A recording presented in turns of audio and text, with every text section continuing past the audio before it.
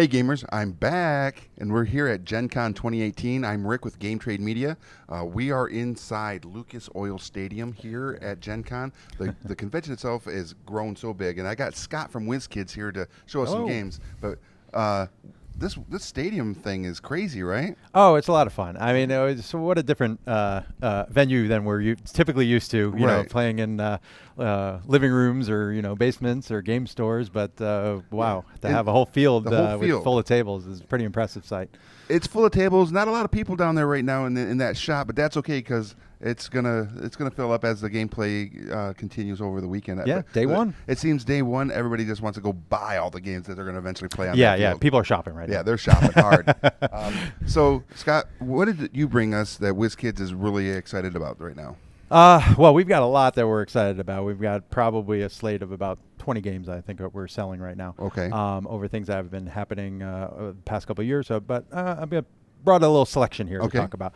Let's start with the real fun one here. All right. So it's right here. It's called Arrive. Oh, Arrive. Because I'm looking at it, I'm like, is it a writh or is it writhing? But it is Arrive. Arrive. A game of eldritch contortions. It's basically Cthulhu Twister. Okay. It is from the Lovecraftian era. You are, and we'll flip over the box. You get a sense of it. We can't really set it up here on the table. Twister is not quite a table game. No. But we have it set up and we're demoing in the booth, and it's a lot of fun. Okay. You have different locations in Arkham that are represented by little mats. These are actually sort of mouse pad material here. Okay. And you put out a grid here of 4x5, different color rows, different color columns, and the rows. You are going to be trying to match a pattern on a card of the different symbols. And these have to be touched by appendages on the game board. Okay. And you have teams that you play with. One of them is a cultist who is going to be giving the hints or the clues or the direction to their old one. And each player represents one of the old ones, and they have a card. Each old one has a special ability that they can do. As an example, this one you can cause another cultist to flip their card that they have. So now that suddenly they're looking to do something completely different. Wow. So it sort of messes up their game in the middle of it. As one would expect from a Cthulhu-esque game. Yes, yeah. There's a lot of things that can change up. One of the as you're trying to complete this pattern here, you can turn it any way that is advantageous to you. Okay. Now you notice in a smaller group game, you're going to try to have appendages on 5 of the locations. Well, we got 2 legs and two arms. Yeah, this doesn't have to be just you. So other old ones, as long as they're touching those locations and corrupting those locations, will help you on your goal. Oh, so interesting. you're just trying to fill out the ones that are not covered, are not touched by any of the old ones. So let me get this straight. I just got to wrap my tentacleless head around this. This is laid out on the floor. This is laid out on the floor. This is legit Twister. It is legit Twister. You're going to have one person standing and telling the old one, and of course play it out. Of course. Oh, great one, please beseech me and place your tentacle on the hospital. Right. And they have to find the hospital, and they have to somehow stretch to be able to get it. Right. Place a foot or a hand onto it. If you're playing Cthulhu, actually, his ability is you can use your head if you can do that. Nice. as a fifth appendages. In the when you have more players in the game, the red locations are you have to actually complete all 7. Oh, wow. So as there's more people on the board, there's more things being, more areas being corrupted by having them touch it. That's hilarious. And it's a blast. Okay. It's an absolute blast. I'm really glad that you didn't have this and we didn't set this up because I have no flexibility whatsoever. I would have to be the investigator every time. The cultists calling the old ones and bringing them down into Arkham. and having them corrupt different locations. It's a blast. It's certainly a twist on a classic game, of course. And bringing in that Lovecraftian theme to it is a lot of fun. So cool. So I look forward to seeing this. I'm going to come down to the booth, and we'll probably get some photographs or video of people playing this. It just sounds ridiculous and awesome. Yeah, it's we're very much looking forward to it, and so far, I mean, we've been showing it off. People have been having a great time with it. And how much is this game? It'll be $40, and in the box there's actually 20 of these neoprene mats. Wow. So it is a pretty hefty box, actually, once you put 20 of them in there. But very cool. And that's Arrive. Arrive. All right. And this is available here? Premiering here at GenCon, 2018 GenCon. And look for it in your local game store in just a couple of weeks. Perfect. Sweet. What else did you bring us? So let's talk about. I feel like, you ever go to a convention and you're like, someone comes up to you like, hey, I just saw you down the hall. And it's like, nah, you didn't, because I've been here the whole time. But there are a lot of people that look a lot like me in this arena of like bald, bearded, belly, usually carrying a backpack here at a GameCon. The 4 Bs. Yeah. So they're very. There are a lot of what do we call them? Doppelgangers. Oh yeah. I've certainly run into people. I'm like, wait a minute. I thought you were someone else. Yeah, well, have a doppelganger. We have a doppelganger game, and so this one is a adventure fantasy game that you are going to be in an adventuring party. Okay. And each round starts off, everybody's in a tavern. You're going to flip over a quest card. You hear rumors about Johnny Watches doing evil things. Exactly. There's some bandits that are enacting a toll on a bridge, and you want to go stop them. And yes, it's classic. And you're going to have your adventuring group and decide who is going to be going on the adventure with you. But one of the twists here is there is a hidden role mechanic in this game. Okay. So a number of players will be doppelgangers. And depending on the number of players, it's for 4 to 8 players. If you're playing 4 or 5 players, there's 1 doppelganger in the game. If you're playing 6 or 7, there's 2. If you're playing all 8 players, there's 3 doppelgangers in the game. Okay. So the loyal adventurers are going to be trying to advance the mission, kill the creatures, get the rewards, whereas the doppelgangers when they're involved, are going to be trying to sabotage the mission. Of course. So it has that hidden role mechanic, but what I really enjoy about this game is it has that fantasy theme. It's not real heavy social deduction. Right. It's plays out almost as if just different players have different game win conditions. Okay. Similar to other games where someone might have a side quest or something that's a secret quest, but all the doppelgangers are trying to do something different. So as with some other games that you might be familiar with like this, if a player character gets knocked out of the game, if they get killed on an adventure, then you would reveal if that character was a loyal adventurer or a doppelganger. Okay. And the other team would win. Wow. There's also another condition for ending the game and winning, which is each of the good and evil have 6 tiles that get turned over. If you complete a mission, you turn over one of the if you are successful in a quest, you turn over one of the good tokens. Okay. You're looking for 3 good artifacts. If you reveal those before the 3 evil artifacts get revealed, then the loyal adventurers win. Vice versa. If the 3 evil ones get revealed before the good doppelgangers win. Okay, makes sense. There's some great mechanics in this game where there's a lot of, I'll say, I'm not very good at social deduction games because I'm not good at bluffing.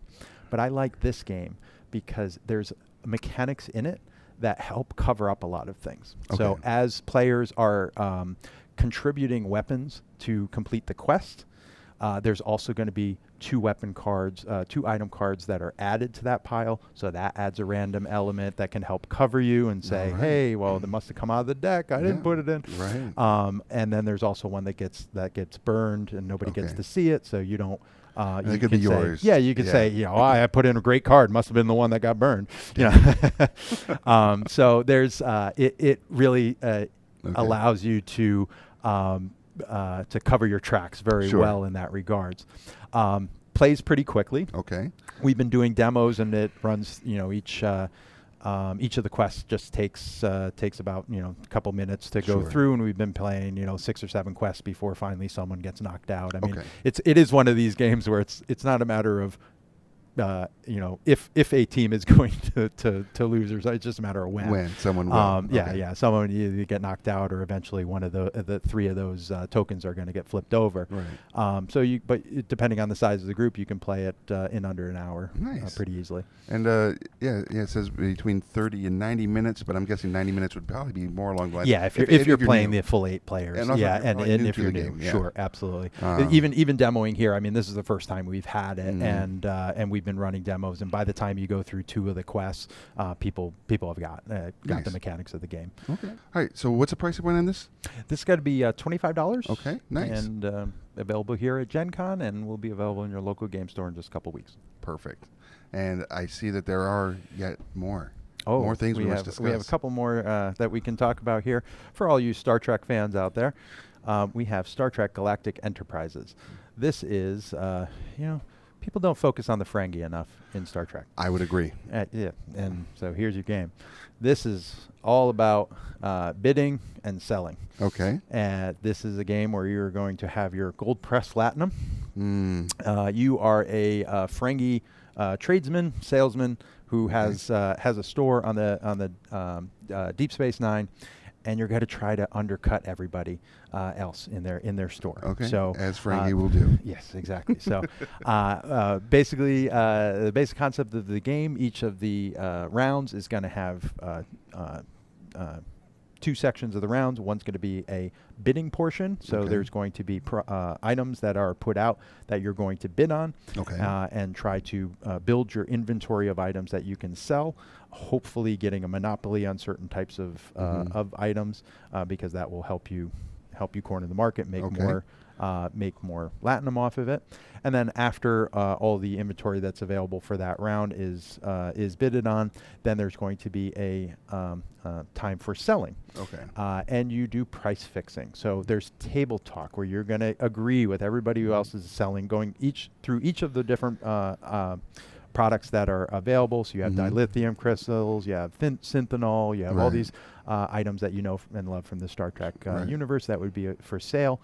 And each player is you're going to table talk and say what you're going to sell it at, but then secretly write down what you're actually an going inflated to sell cost as necessary. Or even better, try to undercut everybody, because if you have the lowest price, then people are going to flock to you to buy it, and you're going to get a bonus. But if you tie with people, you don't get a bonus. So it's there's definitely a lot of layer of strategy of what are you going to say, what are you going to do, what do you think everybody else is going to do. So certainly in the right gaming groups, just an absolute blast. And if you are a Star Trek fan, and specifically for the Ferengis, which we don't see very much, this has a very different take and twist on our Star Trek universe that we know and love. And this is also for sale here at the show? This is for sale here at the show. This has actually been out for a couple weeks now, so it should be available in your local game store now as well. And it looks like it's for 3 to 8 players. Correct. And takes about 45 minutes to play? Yeah, pretty fast. It might be a little bit longer for newer players, because you do have to once you get the scoring down for the sales for each other, it might take a few minutes, but once you get that down, it goes much faster. Awesome.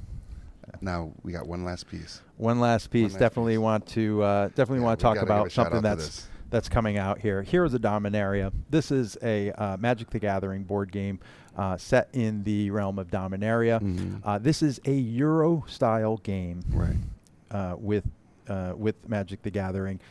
So you can come at this as a fan of Magic the Gathering and get into board games in a Euro-style game, or you can come at it as a board gamer and play around in the scenery, the locations here of Magic and Dominaria.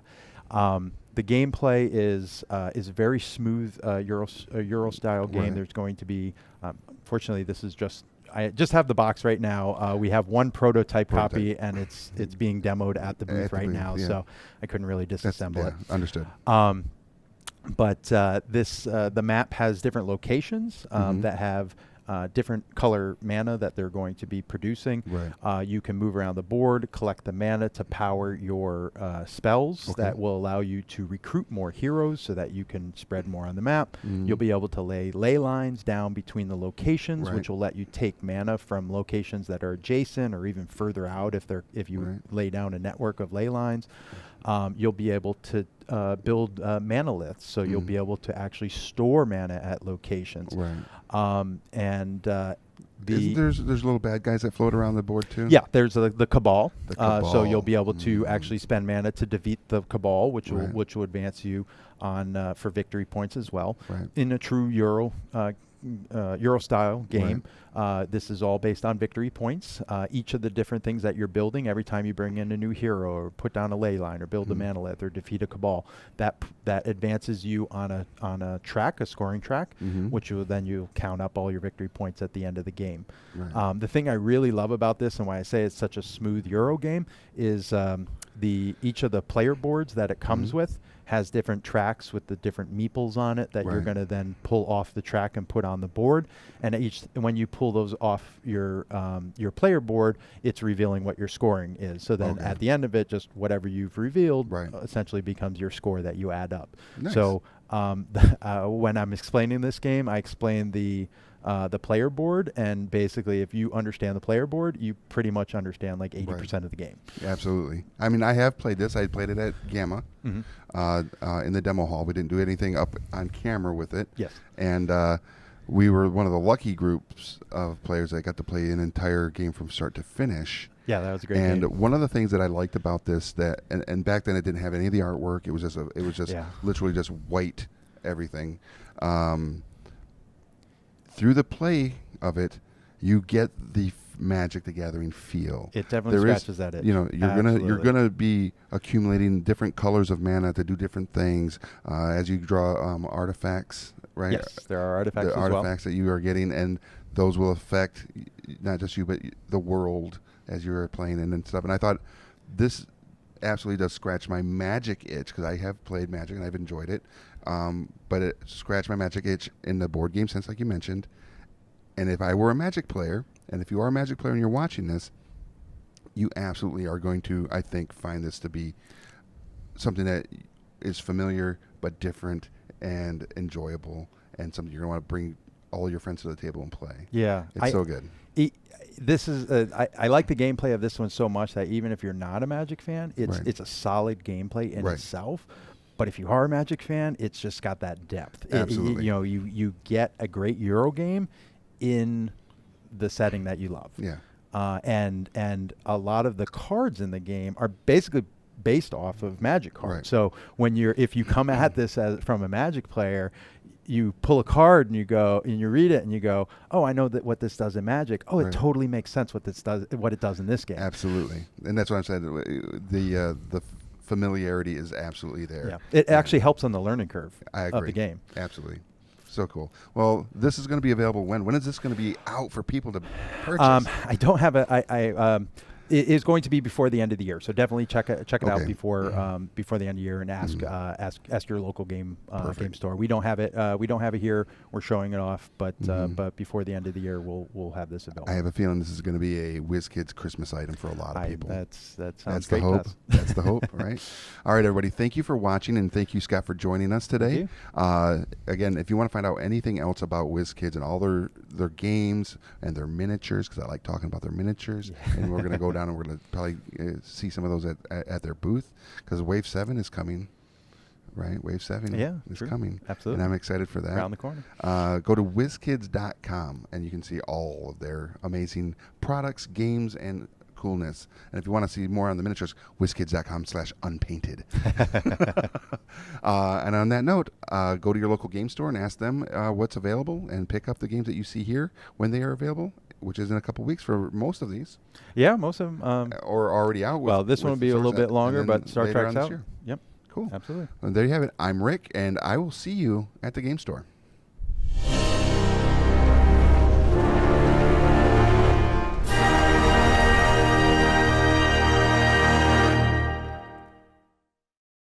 Thanks for watching Game Trade Media. Make sure to leave us a like and click that subscribe button so you don't miss out on any new content.